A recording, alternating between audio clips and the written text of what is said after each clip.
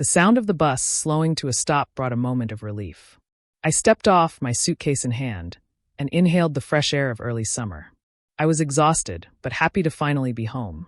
After months of hard work at college, all I wanted was the comfort of my room, my refuge. As I approached the door, something felt off. The flowers on the porch were dead, the outside lights weren't working, and strangest of all, the lock was new. I rummaged through my bag and pulled out my key. I inserted it into the lock, but it wouldn't turn. I tried again. Nothing. Blood rushed to my face. Had they changed the locks? Without telling me? I rang the doorbell and waited. My thoughts raced. Was this a mistake? A problem with the old lock? But then the door opened and Mark, my stepfather, stood there with a smug smile. "Emily," he said, crossing his arms and leaning against the doorframe. "Back, huh?" "Yes, back," I replied, trying to keep my voice calm. "Why doesn't my key work?" He shrugged, his tone casual as if it were no big deal. "I changed the locks a few weeks ago. Security things, you know? And didn't you think you should have told me?" I asked, my voice rising slightly. He chuckled, a grating, condescending sound. "Relax, girl. Anyway, you won't need it." My brow furrowed. "What do you mean?" Mark opened the door a little wider, inviting me inside. I followed him inside with determined steps. The living room looked the same, but when I looked up, something was wrong. The stairs, which always led me to the comfort of my room, now seemed farther away. I ran upstairs, ignoring Mark's protests from behind me. When I reached the top, my breath caught in my throat. My room. It wasn't my room anymore. The walls were painted a pastel lilac, with framed photos that weren't mine. The bed wasn't mine. My bookshelf? Gone. In its place were Abby's belongings, my 16-year-old half-sisters. I heard footsteps behind me, and Mark stopped at the doorway with a lazy smile. "Oh, right, I forgot to mention. Abby's here now. She needed a stable place, and your room was perfect." I turned to him, my voice sharp as a blade. "My room. It wasn't a guest room. It was my space. Now it's hers," he replied calmly. "And before you complain," Karen agreed. "My mom. Did she know about this?" I raced downstairs, almost tripping. My mom knew they took my room and didn't tell me anything? I headed straight to the kitchen, where Karen was washing dishes, as if everything was perfectly normal. "Why didn't you tell me?" I asked, my voice trembling. Karen looked at me with that strained smile she always wore when she wanted to avoid conflict. "Emily, dear, you've barely been here. I thought the basement would be a practical solution. Abby needed a study space, and you'll love the basement. It's private bigger." "It's a storage room, Mom," I interrupted. "Don't you think I deserve to be told? To discuss this? It's like I'm not part of this family." Karen averted her gaze, visibly uncomfortable. "Don't be dramatic, Emily. We're all trying to adjust." "Adjust? I'm your daughter. I'm not a guest here." Mark entered the kitchen and leaned against the counter. "You're overreacting, you know that, right? You're an adult now. You don't need a princess room. Abby's younger and she needs stability." The combination of his words and my mother's silence made me feel something I hadn't felt in years: rejection. "Is this serious?" I asked, looking at Karen. "Are you on his side about this?" She hesitated for a beat too long before answering. "Emily, please. Don't make this bigger than it is." Something in me snapped. I grabbed my suitcase and headed for the basement. When I opened the basement door, a musty smell hit me. I descended the stairs and found an old mattress on the floor, a scratched table, and my belongings piled in boxes, as if my entire life had been carelessly tossed down there. I looked around, feeling a mix of anger and sadness. I'm not welcome here. I climbed the stairs back up. Mark was still in the kitchen, now laughing at something on his phone.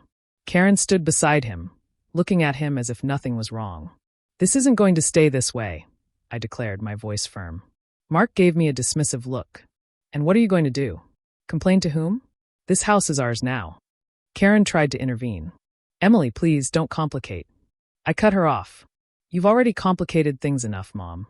I'm not going to stay here being treated like an intruder. Something's going to change." I turned and walked out, slamming the front door shut. That night, I lay awake in the basement, staring at the ceiling, trying to control my breathing. The musty smell seemed stronger with each passing hour. My thoughts were jumbled, but one thing was clear. I couldn't accept this. Not this time. The next morning, I went upstairs determined to confront Karen. There was no way she wouldn't understand how wrong this was. She was in the kitchen, absent-mindedly scrolling through her phone, with a half-empty coffee cup beside her. "We need to talk," I announced, standing in the middle of the kitchen. She looked at me, clearly apprehensive. "Emily, please don't start. Mark and Abby are sleeping." "I don't care. This isn't waiting," I retorted. "Do you really think changing the locks, throwing me in the basement, and turning my room into a sanctuary for Abby was fair?" Karen sighed, rubbing her temples. "You're overreacting. It's not the end of the world." "It's not the end of the world for you," I said, my voice rising. "But for me, it means you chose your new husband and his daughter over me." Karen looked down, avoiding my gaze. "That's not true. I just wanted what was best for everyone." "Best for everyone?" My voice trembled with indignation. "Best for Mark, you mean? You always give in to what he wants. And now he thinks he can kick me out of my own home." Karen opened her mouth to respond, but before she could say anything, I heard heavy footsteps on the stairs. Mark appeared, already with that irritatingly condescending expression. "What's going on here?" he asked, frowning as if he were the victim of the situation. "We're discussing why you think it's acceptable to steal my room and treat me like an intruder," I said, looking directly at him. Mark scoffed. "You're being dramatic again, Emily. We did what was best for the family." "Best for the family?" I laughed bitterly. "Not for me. But I guess that doesn't matter, does it?" Mark stepped forward, crossing his arms. "You know what your problem is? You think the world revolves around you. The truth is, you're staying here as a favor. You should be grateful." His words hit me like a punch. "A favor? I'm Karen's daughter. This house should be my home too." Karen tried to intervene, her voice weak. "Mark, please." "No, Karen." He cut her off. "She needs to hear this. It's time for you to grow up, Emily. You're not a child anymore.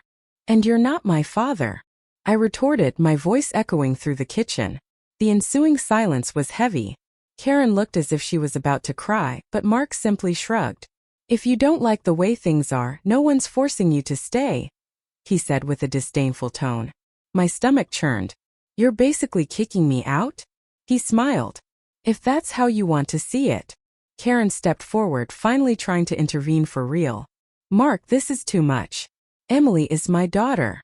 "Then act like it," I retorted, my voice filled with pain. Karen hesitated, looking at Mark and then at me. It was as if she was torn, but the fact that she didn't act immediately hurt more than anything Mark could have said. After that confrontation, I knew something had to be done. I spent the day packing my things in the basement, trying to decide my next move.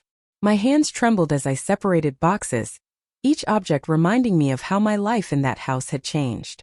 Mid-afternoon, I heard Abby upstairs laughing with Mark. The sound of their voices filled me with anger. She had everything now, my room, my mom, even my peace. I went upstairs once more, determined to talk to Abby. We needed to sort this out face to face. When I reached the room that used to be mine, the door was open. Abby was sitting on the bed, listening to music and scrolling through her phone. "Abby," I called, trying to keep my voice calm. She looked at me, surprised. "Hey, Emily. What's up?" "Yes, Abby. The problem is that you're in my room," I said, crossing my arms. She nervously laughed. Sorry, but it's not yours anymore, right? Mark said it was for the good of the family. I don't want to cause trouble." "Don't want to cause trouble?" My voice faltered as I tried to contain my frustration. "Then why did you accept this? Did you know this room was mine?" Abby shrugged, avoiding my gaze. "I don't decide these things, okay? Mark decided everything. I'm just trying to do what he says." "You're not a child," I retorted. "You could have said you didn't want to cause this kind of trouble. But instead you just took my space as if you had the right." She remained silent, looking uncomfortable, but said nothing. "Anyway," I continued, "this isn't going to stay this way." Abby sighed. "Look, do what you want, Emily. But maybe it's time you get over it." I stared at her for a long moment before leaving. Get over it? As if she could understand what it meant to lose everything that made you feel at home. That night I made a decision. I pulled out my phone and started typing a message to my mother. "If you don't fix this, I'll have to take action. I'm tired of being treated like an intruder. Don't force me to do something you'll regret." I sent it and waited. It was time to make them hear me. The next morning, my message was still unanswered. Not that it was a surprise. My mother always preferred to avoid conflict, but this time I wasn't going to let it slide. I decided to take action. I called Karen. She answered on the third ring, her voice strained. Emily, I was going to reply to your message. I don't care what you were going to do, I interrupted. I want to know what you're going to do now. Are you going to fix this, or am I going to have to take action? She sighed on the other end. Emily, can we talk about this in person? No, I retorted. There's nothing to talk about. You know this is wrong. If you don't do something, I will. There was a long silence. Finally, she said, I can't, Emily. I can't confront Mark. The shock silenced me for a moment. So, that's it? I asked, my voice trembling. You're choosing him? I'm not choosing anyone, she mumbled. I don't want any more fights. Please, Emily, try to understand. My throat tightened, and I hung up without saying anything more. Hours later, I decided it was time to confront Mark once and for all. I went downstairs determined to resolve this right there. When I got to the living room, he was sitting on the couch, watching TV as if he owned the place. We need to talk, I announced. He didn't even look at me. I'm busy. Can wait. My blood boiled. I walked to the front of the TV and crossed my arms. I said we need to talk. Now. He scoffed and turned off the TV, finally looking at me. What's this about, Emily? Are you going to complain about your room again? It's not just about the room, I said, trying to keep my voice calm. It's about you acting like I have no place here. Like I'm disposable. This house is as much mine as it is yours. He laughed, shaking his head. You think you have any power here, girl? This house is my mother's and mine. If you don't like how we do things, well, he gestured toward the door. There's an exit right there. I took a deep breath, feeling my fists clench. You know what's funny? You talk like you have any right to be here, but all you do is manipulate my mother and steal what's mine. Mark stood up, his posture imposing. Watch what you say. Or what? I asked, stepping forward. You're going to kick me out again? Throw me in the basement like garbage? Well, I'm not leaving. And if you think you're going to keep treating me like this, you're very mistaken. Mark seemed ready to retort, but before he could, the front door opened. Karen entered, holding shopping bags, but stopped when she saw us. Why are you shouting? She asked, looking from me to Mark. Because your husband thinks he can kick me out of my own home, I replied. Karen, she's being dramatic again, Mark said, raising his hands as if he were the victim. Dramatic? I exploded. You changed the locks, took my room, and act like I'm a problem. That's not drama, Mark. It's abuse. Karen put the bags down, her face pale. Emily, please, don't make this bigger than it already is. It's big enough, Mom. I cried, my voice breaking. You let this happen. You allowed him to do this to me. I was trying to keep the peace, she mumbled, her voice failing. Peace for whom? I asked, feeling tears welling up. Certainly not for me. And you know what? I'm not going to tolerate this anymore. Karen stepped forward. What do you mean by that? I took a deep breath, wiping a tear. If you don't fix this, I'm going to take legal action. I have rights here, and I'm not going to let Mark and Abby continue doing this to me. The shock on her face was evident. You wouldn't do that. I would, I replied firm.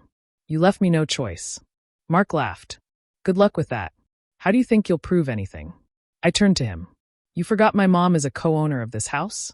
It's not just yours. And moreover, I have the text messages, the proof that you changed the locks without telling me. I want to see how you explain that. Mark's smile slowly disappeared, and he looked at Karen. Karen, talk to her. We're not going to allow this. Karen looked completely paralyzed, tears filling her eyes. Finally, she whispered, Mark, you went too far. He looked at her, incredulous. What? She took a step back, as if seeing something for the first time. She's right. I allowed it, but I can't keep doing this to my daughter.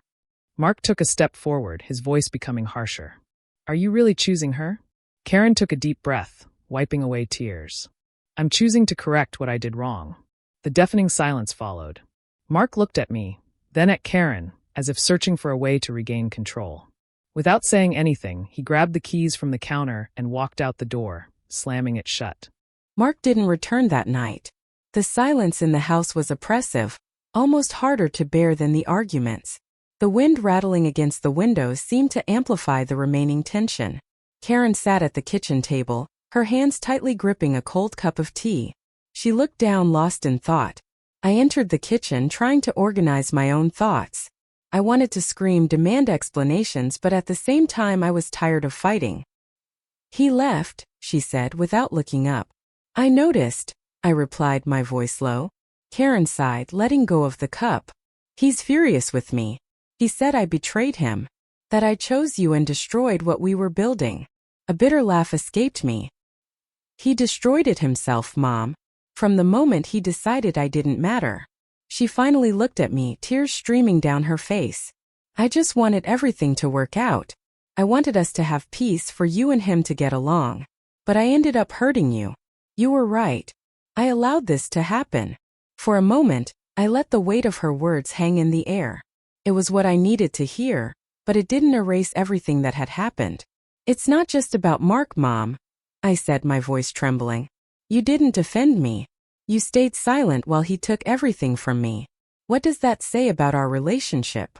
She sobbed, covering her face with her hands. "I know, Emily. I know I failed you. But I want to fix this.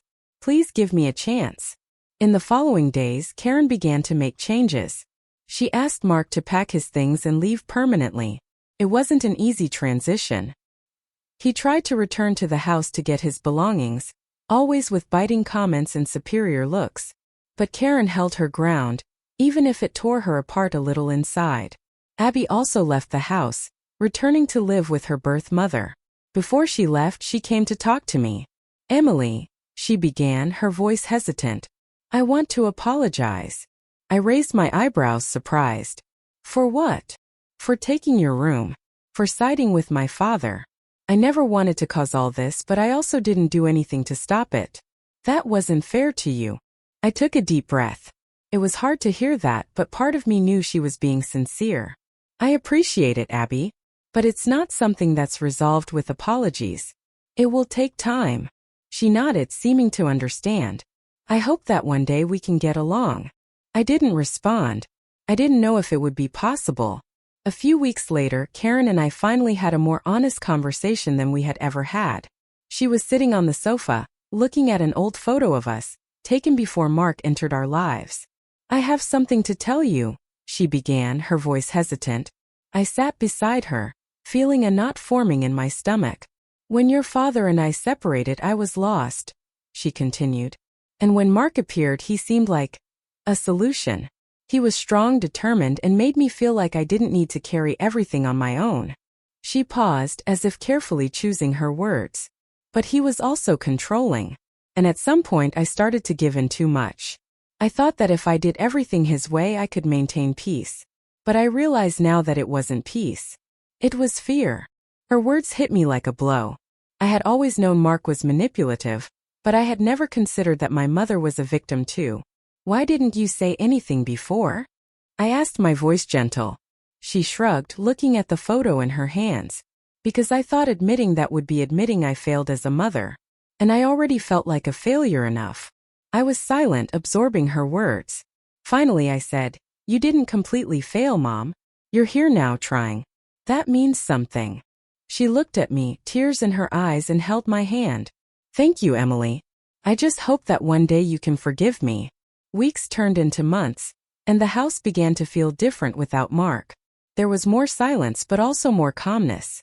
My relationship with Karen wasn't fixed overnight, but we were working on it. There were still scars. The pain of being neglected for so long wouldn't disappear soon. But for the first time in years, I felt there was hope. The basement became just a storage room again. My room was returned, but more importantly than that, I felt my emotional space was being recovered. In the end, I realized that my struggle wasn't just for a room. It was for respect, for recognition. And finally, it seemed like I was getting it. Hi, you are on the Moving Narratives channel. Subscribe and follow our stories.